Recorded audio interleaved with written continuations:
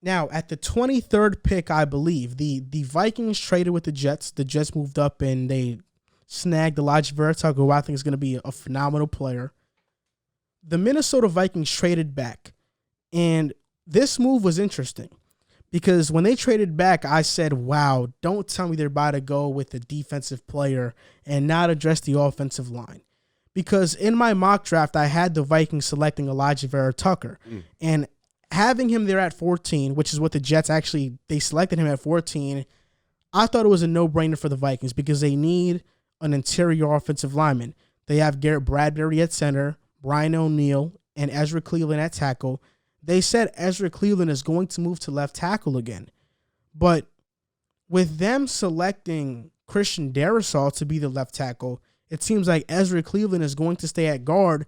And now the only guard spot they have to solidify is Dakota Dozier's because I think everybody else on the line is pretty solid. But I thought they were going to go Elijah Vera Tucker. And for them to trade back to 23, get extra picks in the third round of the draft, and still take a left tackle who I think can be a really good left tackle in the NFL and Christian Darrisaw, I mean, that was a smart move. I mean, a genius move by the Minnesota Vikings, addressing a major position of need and having the foresight to see that Christian Darrisaw isn't going to be drafted in these spots, so we're going to move to 23 and pick him. Because while we were watching the draft, I thought that from pick 16 to 22, a lot of them could have taken Christian Darrisaw.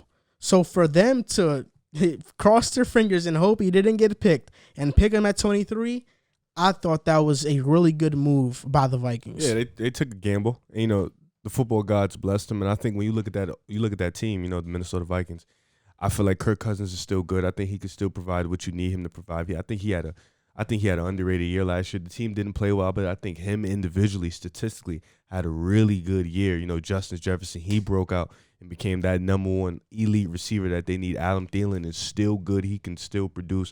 Dalvin Cook is who Dalvin Cook is. I think the defense, they got young corners that can produce.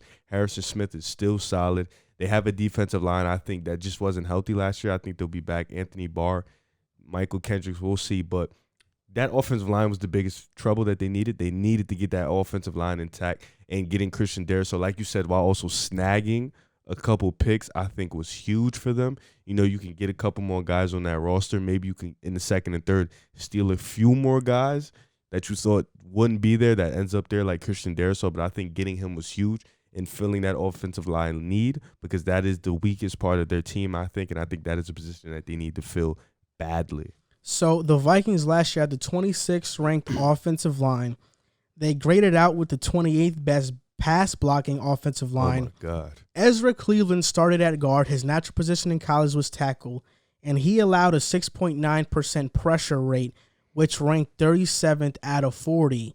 And Garrett Bradbury, their center, had a 5.1% pressure rate, which ranked 34th out of 36. And Dakota Dozier was horrible last year as well. He ranked 36 out of 39 with an 8% pressure rate. So they all sucked. In terms of run blocking, they're not horrible, but pass blocking is where they really struggle. And I think Darrisaw, 6'5", 315. In college, he was an excellent pass blocker. So I think this is going to improve their offensive line on the left side, Kirk Cousins' blind side. And this is the first time they have taken a tackle in the first round since Matt Khalil in 2012. Matt Khalil, we can say he was a bust for the Vikings. He wasn't as good as his brother Ryan Khalil, and hopefully the same fate is not going to apply to Christian Darrisaw. But hopefully this is the move that can at least make the Vikings offensive line a bit average, because Kirk Cousins with the Vikings has been having career seasons. Yeah. He's been playing the best football of his entire career, even after switching offensive coordinators. Kevin Stefanski, then going to Gary Kubiak. He still showed out. So Kirk Cousins is not this bad or average quarterback that a lot of fans view him as. I think he's a really good quarterback, but he needs better protection, because I think that Vikings defense is going to be legit next season. Patrick Peterson, I think he's been a little bit undervalued because he didn't play so well in Arizona, but Arizona asked Patrick Peterson to be on an island every single play, and he was facing elite receivers every single week. So, of course, that's going to bring your numbers down, but he's still a capable corner. Cameron Dantzler is really good. They brought back Mackenzie Alexander. Daniil Hunt is going to be back. Michael Pierce, Dalvin Tomlinson, they signed him. Anthony Barr. I mean, they're going to have a really great defense, and I think if Christian Darrisaw could even improve that offensive line slightly, Vikings fans have a lot to look forward to next season. Yeah, I agree. And I think, like you said all those names. This defense is going to be legit. I think offensive line is just what they needed to build. 28th in pass with a guy who doesn't really run the ball. You know, Kirk Cousins isn't a runner. So that's something you need to fix. He's a pocket passer. He's somebody who can make plays, but you just got to get him protection.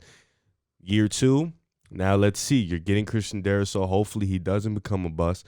But now you're filling up those holes. You know, you've read those numbers. Those guys weren't good in the pass blocking, so they have to improve. Christian Darrisaw is a step in that improvement. So hopefully you get a guy who could come in and be Kirk Cousins' help, and then that offense could definitely it already thrived, but getting that protection is going to help them thrive even more. Yeah, I agree. So we'll see what the Minnesota Vikings do next season.